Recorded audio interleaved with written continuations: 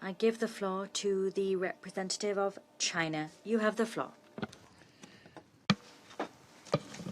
Madam President, I thank Deputy Special Coordinator Alek Barov, Mr. Epstein, and Ms. Barghouti for their briefings. The question of Palestine is at the core of the Middle East issue. It is a matter of fairness and justice at the international level, pivotal to regional dynamics. Today, violence and death persist in Gaza. Tensions grip the West Bank. The foundation of the two-state solution continues to be eroded, and greater challenges are confronting the effort to settle the question of Palestine.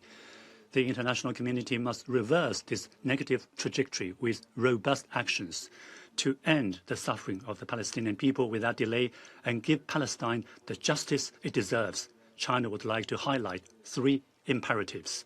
First, peace and stability must return to Gaza. The ceasefire agreement has not yet brought true peace, as bombings and strikes by Israel continue and its military occupation is being expanded, which have caused over 1,000 deaths among Gazans since, on average, one child is killed per day. The humanitarian crisis in Gaza is dire. Essentials for survival are in short supply, and sanitary conditions appalling, with over 2 million people struggling to survive amid the ruins. History has repeatedly shown that security is mutual, as no country can build its own security upon the insecurity of others. Military occupation and pressurization would do nothing for lasting peace.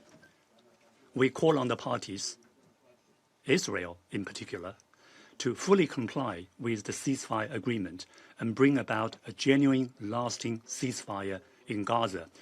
Israel must fulfill its obligations under international humanitarian law as the occupying power, lift restrictions on humanitarian access, and support and secure aid deliveries by humanitarian agencies such as UNRWA. Second, tensions in the West Bank must be de-escalated and brought to an end. Despite strong appeals from the international community, tensions in the West Bank continue to grow.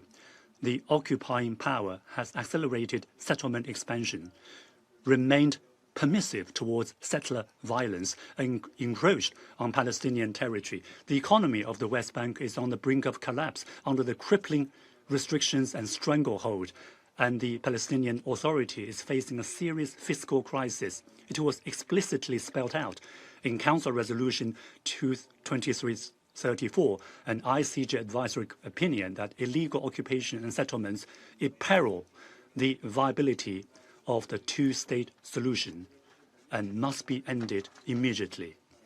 Violating the legitimate rights of Palestinians and undermining the security and stability of the West Bank will only fuel hatred and eventually backfire. We urge Israel to immediately cease settlement activities, curb settler violence, and ensure accountability for attacks in all seriousness. Israel should lift the unjustified restrictions on the West Bank economy, return the withheld tax revenues the soonest, and stop undermining the foundation of the PA's governance. Third, the two-state solution must be fully implemented. The two-state solution is the only viable path to resolving the question of Palestine. It cannot be denied, nor can it be replaced. Gaza and the West Bank are inseparable parts of the state of Palestine.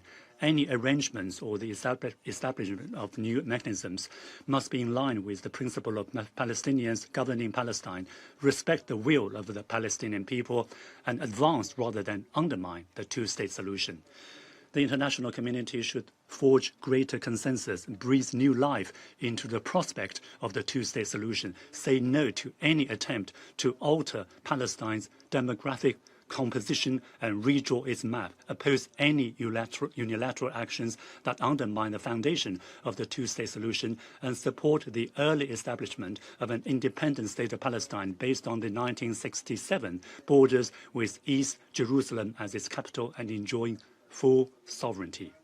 President, the question of Palestine has persisted for decades Though the fundamental framework for a solution was put in place long ago, the path to peace lies right beneath our feet. What is needed is political resolve and courage. War cannot go on forever and must give way to mutual understanding and mutual trust sooner rather than later. We call on the parties to prioritize the well-being of the Palestinian people and the peace and stability in the Middle East, working together to achieve a comprehensive, just and lasting solution to the question of Palestine. Without further delay, China remains committed to keeping up her tireless efforts to this end. I thank you, President.